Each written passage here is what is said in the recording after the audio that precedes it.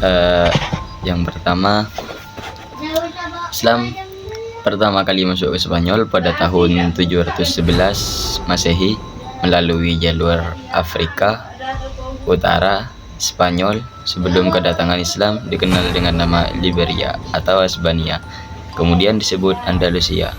Ketika negeri subur itu dikuasai bangsa Vandal, dari perkataan Vandal inilah orang Arab menyebutnya Andalusia. Sebelum penaklukan Spanyol, umat Islam telah menguasai Afrika Utara dan menjadikannya sebagai salah satu provinsi dari dinasti Bani Umayyah. Penguasaan sepenuhnya atas Afrika Utara yaitu terjadi di zaman Khalifah Abdul Malik pada tahun 685 sampai 705 Masehi. Khalifah Abdul Malik mengangkat Hasan ibnu Nu'man al-Ghazani menjadi gubernur di daerah itu. Pada masa Khalifah Al-Walid, Hasan ibnu Nu'man sudah digantikan oleh Musa ibnu Nusair. Di zaman Al-Walid itu, Musa ibnu Nusair memperluas wilayah kekuasaannya dengan menduduki Aljazair dan Maroko. Selain itu, ia juga menyempurnakan penaklukan ke daerah-daerah bekas kekuasaan bangsa Berber di pegunungan-pegunungan sehingga mereka menyatakan setia dan berjanji tidak akan membuat kekacauan-kekacauan seperti ini lagi yang pernah mereka lakukan sebelum-sebelumnya. Penaklukan atas wilayah Afrika Utara itu dari pertama kali dikatakan sampai menjadi salah satu provinsi dari Khalifah Bani Umayyah.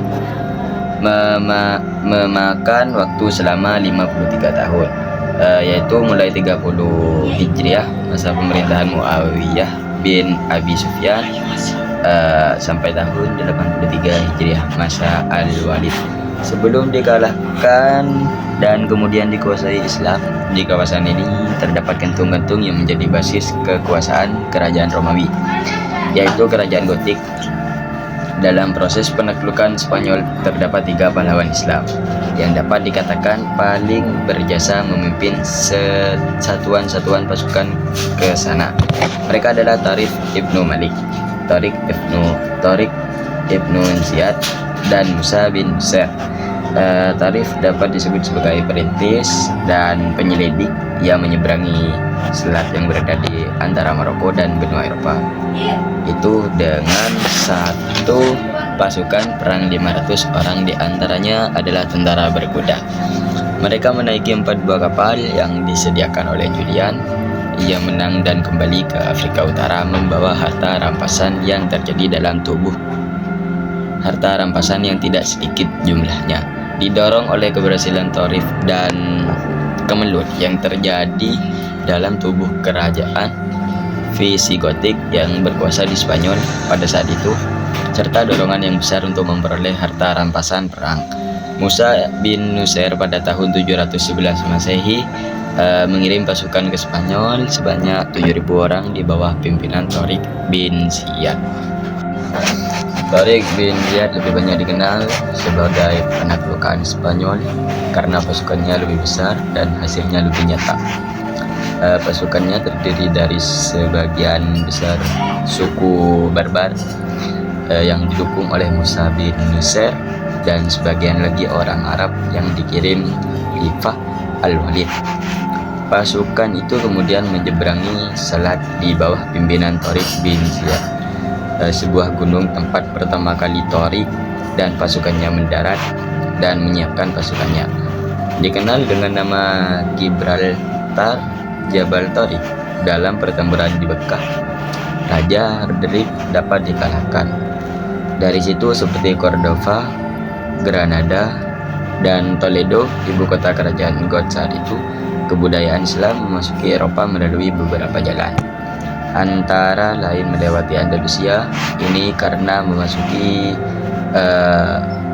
kaum muslimin telah menetap di negeri itu sekitar abad 8 lamanya. Pada masa itu kebudayaan Islam di negeri itu mencapai puncak perkembangannya. Kebudayaan Islam di Andalusia mengalami perkembangan yang pesat, berbagai pusatnya, misalnya Cordova, Sevilla, Granada, dan Toledo. Kemenangan pertama yang dicapai oleh Tariq bin Ziyad membuka jalan untuk penaklukan wilayah yang lebih luas lagi. Selanjutnya keduanya berhasil menguasai seluruh kota penting di Spanyol, termasuk bagian utaranya mulai dari Saragossa sampai Navarre. Gelombang perluasan wilayah berikutnya muncul pada masa pemerintahan Khalifah Umar bin Abdul Aziz pada tahun 99 Hijriah atau 717 Masehi, dengan sasarannya menguasai daerah sekitar pegunungan Pirenia dan Perancis Selatan. Gelombang kedua terbesar dari penyerbuan kaum muslimin yang geraknya dimulai pada permulaan abad ke-8 Masehi ini telah menjangkau seluruh Spanyol dan melebar jauh ke Perancis Tengah dan bagian-bagian penting dari Italia. Adapun kemenangan-kemenangan yang dicapai umat Islam nampak begitu mudah. Hal itu dapat dipisahkan dari adanya faktor eksternal dan internal. Faktor eksternal, adapun yang dimaksud dengan faktor eksternal ini adalah suatu keadaan yang terdapat dalam negeri ini dalam keadaan menyedihkan.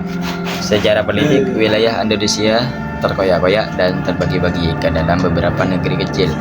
Ditambah penguasa yaitu aliran Gotik bersikap tidak toleran terhadap aliran agama. Tidak toleran yaitu terhadap aliran agama, penguasa yaitu aliran Gotik bersikap tidak toleran, dan penguasa itu yaitu aliran monosid apalagi terhadap penganut agama lain. Sementara penganut agama terbesar penduduk Andalusia adalah agama Yahudi. Mereka dipaksa dibaptis menurut agama Kristen. Rakyat dibagi kepada kelas-kelas sehingga keadaannya diliputi oleh kemelaratan, ketertindasan, ketiadaan persamaan hak. Yang kedua, faktor internal. Adapun yang dimaksud dengan faktor internal adalah suatu kondisi yang terdapat dalam tubuh penguasa Islam, termasuk tokoh-tokoh pejuang dan para prajurit Islam yang terlibat dalam penaklukan wilayah Andalusia. Pada khususnya, para pemimpin adalah tokoh-tokoh yang kuat, tentaranya kompak, bersatu dan penuh percaya diri. Yang tak kalah pentingnya adalah ajaran Islam yang ditunjukkan para tentara Islam, yaitu toleransi, persaudaraan yang terdapat dalam pribadi kaum muslimin itu, menyebabkan Andalusia menyambut kehadiran Islam di sana. Pembahasan yang kedua yaitu perkembangan Islam di Spanyol, Al-Andalus, berlangsung selama hampir dengan abad dari tahun 711 Masehi hingga jatuhnya Granada pada 1492 Masehi. Perkembangan ini melalui beberapa fase penting yang mencakup masa kejayaan hingga kemunduran, yang semuanya memainkan peran signifikan dalam membentuk warisan kebudayaan dan intelektual Eropa. Pada masa penaklukan, perkembangan Islam di Spanyol melalui penaklukan Semenanjung Liberia oleh pasukan Muslim yang dipimpin oleh Torik bin Ziyad dan Musa bin Nusair pada tahun 711 Masehi. Mereka menyeberangi Selat Gibraltar dan mengalahkan Raja Visigoth Roderick dan di pertempuran Guadalete. Dalam beberapa tahun, hampir seluruh Spanyol berada di bawah kendali Muslim, kecuali beberapa wilayah kecil di utara yang tetap dikuasai oleh kerajaan Kristen. Yang kedua, Emirat Cordoba pada tahun 756 sampai 929 Masehi. Cukup lama setelah penaklukan Spanyol menjadi bagian dari Kekhalifahan Umayyah, tetapi dengan jatuhnya dinasti Umayyah, Damaskus pada tahun 750 Masehi oleh Abdurrahman, satu anggota keluarga Umayyah yang melarikan diri, mendirikan Emirat Cordoba pada 765 Masehi. Di bawah pemerintahan Abdurrahman I dan keturunannya, Cordoba menjadi pusat penting kebudayaan dan politik wilayah Al-Andalus. Pada masa ini, umat Muslim berhasil mengkonsolidasi kekuasaannya dan membangun berbagai kota, infrastruktur, dan pusat perdagangan. Kota Cordoba menjadi salah satu kota terbesar di Eropa dengan pembangunan yang maju, termasuk Masjid Agung Cordoba, Mezquita yang menjadi salah satu simbol kejayaan Islam di Spanyol. Dan yang ketiga, Kekhalifahan Cordoba pada tahun 929 sampai 1031 Masehi. Puncak kejayaan Islam di Spanyol terjadi pada masa pemerintahan Abdurrahman III 912 sampai 961 Masehi, yang memproklamasikan dirinya sebagai khalifah pada 929 Masehi, mendirikan Kekhalifahan Cordoba. Periode ini merupakan zaman keemasan Al-Andalus di masa Cordoba, berkembang menjadi salah satu kota paling maju di Eropa, baik dari segi arsitektur, seni, ilmu pengetahuan maupun peradaban. Pada masa kekhalifahan ini, para ilmuwan dan filsuf Muslim seperti Ibnu Rus, Averroes, Ibnu Sina, Avicenna, dan Al-Zahrawi membuat kontribusi penting dalam berbagai bidang seperti kedokteran, filsafat, astronomi, matematika, dan sastra. Cordoba memiliki perpustakaan yang sangat besar dan menjadi pusat pembelajaran di dunia Muslim dan Eropa. Yang keempat, pecahnya kekhalifahan dan munculnya Taifah pada tahun 1031 sampai 1086 Masehi. Setelah wafatnya Al-Hakam II, penerus Abdurrahman III, terjadi konflik politik dan ketidakstabilan di dalam negeri. Pada tahun 1031 Masehi, Kekhalifahan Cordoba runtuh dan terbagi menjadi sejumlah kerajaan kecil yang disebut Taifah. Kerajaan-kerajaan Taifah ini lebih lemah secara politik, meskipun beberapa di antaranya seperti Seville tetap menjadi pusat budaya dan intelektual yang penting. Konflik antara kerajaan Taifah dan tekanan dari kerajaan-kerajaan Kristen di utara yang sedang bangkit dalam proses yang dikenal sebagai Reconquista, melemahkan Al-Andalus. Pada masa ini, kerajaan Kristen memulai merebut kembali wilayah Muslim seperti Toledo pada tahun 1085 Masehi. Dan yang kelima, kedatangan dinasti Almoravid dan Almohad pada tahun 1086 sampai 1238 Masehi, untuk melawan ekspansi kerajaan Kristen. Tentunya penguasaan Taifah meminta bantuan dari dinasti Almoravid, sebuah dinasti Berber dari Afrika Utara. Mereka berhasil menahan kemajuan Kristen dan menyatukan kembali sebagai besar Al-Andalus di bawah kekuasaan mereka pada tahun 1086 sampai 1147 Masehi. Setelah itu, dinasti Al-Mohad menggantikan Al-Moravid sebagai penguasa Al-Andalus pada abad ke-12 dan membawa semangat pembaharuan agama. Pada masa ini terjadi kemajuan budaya dan intelektual yang pesat, terutama di Seville. Namun kekuasaan Almohad juga mulai melemah. Sering kekalahan besar mereka di pertempuran Las Navas de Tolosa 1212 Masehi melawan kerajaan-kerajaan Kristen. Pertempuran ini menandai awal dari keruntuhan besar kekuasaan Muslim di Spanyol. Dan yang keenam, kerajaan Granada dan akhir Al-Andalus pada tahun 1238 sampai 1492 Masehi. Setelah kekalahan Almohad, satu-satunya wilayah Muslim tersisa adalah kerajaan Granada yang didirikan oleh dinasti Nasrid pada tahun 1238 Masehi.